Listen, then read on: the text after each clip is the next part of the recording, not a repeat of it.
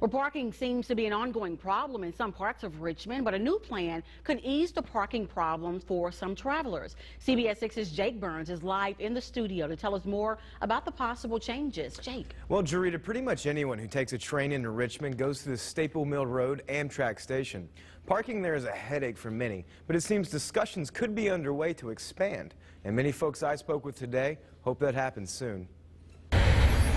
More than 300,000 people did it last year. Coming, going, Washington, New York, coming, going. Hopped on or off a train at the Amtrak station on Staples Mill Road.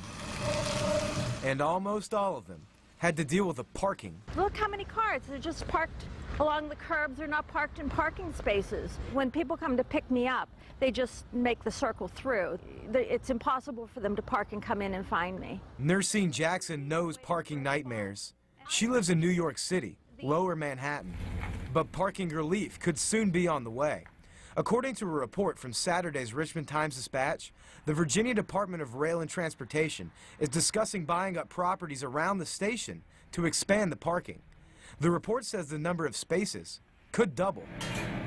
Big reservation later this evening, it's going to be an issue, once the cars start filling up our parking lot. A lot that sits right next door.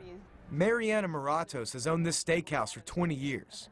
No one has approached her yet about buying her property, but she sees the need for expanded parking next door. People late for their train but without a spot constantly come up asking if they can park at her place. I think it's a win-win situation for everybody, yeah. It would increase our business, that's for sure, too. They really need to do some head counting and to figure out how many spaces to expand. Since she's from New York, Nursine Jackson takes the train to Richmond only a couple times a year. She won't be back till next year, but like many, she hopes this parking lot will look a little different. Well, I'll do a happy dance if they have something doing. Now, our attempts to contact the Department of Rail and Transportation about these plans were unsuccessful today. When we hear back from them, we'll update you on our website. That's WTVR.com. In the studio, Jake Burns, CBS 6 News.